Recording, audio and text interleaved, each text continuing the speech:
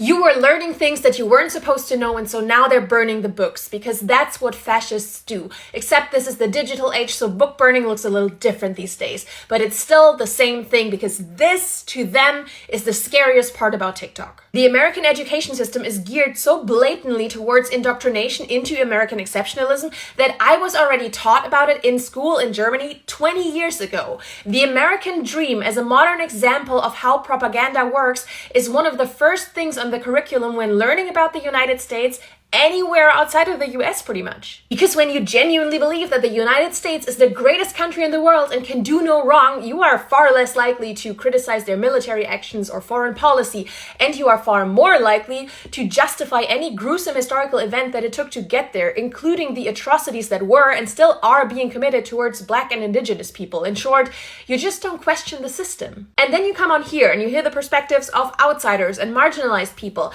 and you start doubting and unpacking and deconstructing, and you start to realize that maybe that country isn't the greatest in everything, and that you have a lot more in common with the people that they've spent decades demonizing and othering, and that is their worst case scenario. Just think about the bans on certain books on critical race theory, gender studies, and so on just in the past couple of months.